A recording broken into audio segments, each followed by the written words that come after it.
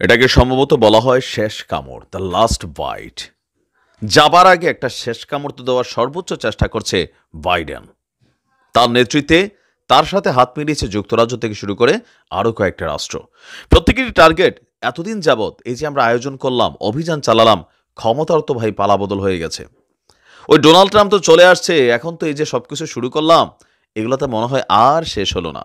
রাষ্ট্র ক্ষমতার জীবনে পাওয়ার সুযোগও নাই। সুতরাং যাওয়ার আগে হিটলার যেমন হলোকাস্ট শুরু করেছিল, খেয়াল আছে তো, ৬০ লক্ষ ইসলিকে রফা দফা করে দিছিল, রাষ্ট্র ক্ষমতাকে ব্যবহার করে তার ভেতরে থাকা একটা ইচ্ছাকে বাস্তবায়ন করেছিল।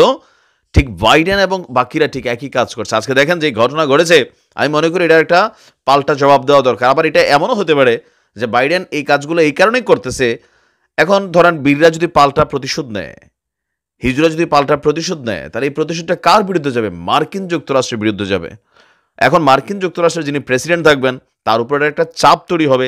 তিনি না চাইলেও নতুন একটা নির্দেশনা দিবেন। মানে ট্রাম্প বলছে আমি যুদ্ধ বন্ধ করব, কিন্তু বাইডেন যে পঙ্গিগুলো এখন বাজাই যাচ্ছে বা লাগাই যাচ্ছে, ট্রাম্প বসার পর তো এটা এত সহজে কন্ট্রোল করা যাবে না, কারণ বীররা পাল্টা ঘটনা ঘটাবে, আর নয়তো চুপ থাকতে হবে।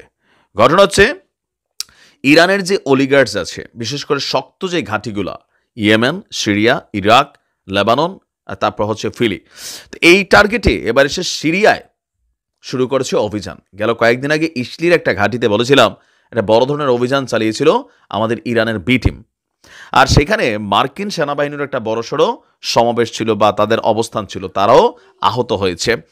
তো সেই ঘটনার পাল্টা প্রতিশোধ নিতে সিরিয়ায় ইরান সমর্থিত বিভিন্ন গোষ্ঠীর ঘাঁটি লক্ষ্য করে ব্যাপক বিমান হামলা চালিয়েছে যুক্তরাষ্ট্র। কেন্দ্রীয় কমান্ড এক বিবৃতিতে বলছে যে সিরিয়ার ২ জায়গার ৯টি লক্ষ্যবস্তুতে আঘাত এনেছে সেন্টকম।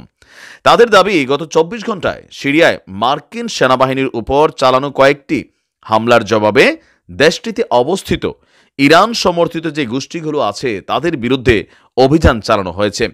ইরাক এবং সিরিয়ায় আইএসকে নিশ্চিহ্ন করে দেওয়ার অভিযানে অংশ নেওয়া মার্কিন ও যৌথ বাহিনীর উপর ইরান সমর্থিত গোষ্ঠীগুলোর ইন ফিউচার মানে ভবিষ্যৎ যে কোনো অভিযান কিংবা অভিযানের পরিকল্পনার সক্ষমতা কমিয়ে দিতেই এই গণহারে আজকে তারা এই অভিযান চালালো। বলা হচ্ছে যে যুক্তরাষ্ট্র মাঝে মাঝে ইরাক এবং সিরিয়ায় ইরান সমর্থিত গোষ্ঠীগুলোকে সাইজ করা ট্রাই করে, আর গত ফেব্রুয়ারিতেও ইরাক এবং সিরিয়ার 85টি লক্ষ্যবস্তুতে অভিযান চালিয়েছিল। সিরিয়ায় ৯০০ এবং ইরাকে ২৫০০ মার্কিন সেনা মোতায়েন এই মুহূর্তে আছে। কেন আছে? তারা আছে তেলের খনিগুলো সেখানে দখল করে সেখান থেকে তেল চুরি করে, দেখায় সেখানে কালো পতাকার মধ্যে এই যে কালেমা লেখানো, এদেরই বি টিম। বুঝতে পারছেন কোন গোষ্ঠীটার নাম নিচ্ছি। তো এই যে এগুলো কইরা যাচ্ছে, তো ট্রাম্প ক্ষমতায় আসতে আসতে এই পরিস্থিতিগুলো আর বড় হবে। তো ট্রাম্প যে প্রেসিডেন্ট হিসাবে সে নির্দেশ দিতে বাধ্য হবে, হ্যাঁ আমার দেশের সেনাকে কেন মারছে, তোমরা অভিযান চালাও। বাইডেন বুঝাবে যে দেখো আমি শুধু যুদ্ধবাজ ছিলাম না, ট্রাম্প যে এত কথা বলছে সেও তো যুদ্ধ করতেছে। বিষয়টা বুঝতে পারছেন? কইয়ের গিরিঙ্গি কই লাগাচ্ছে।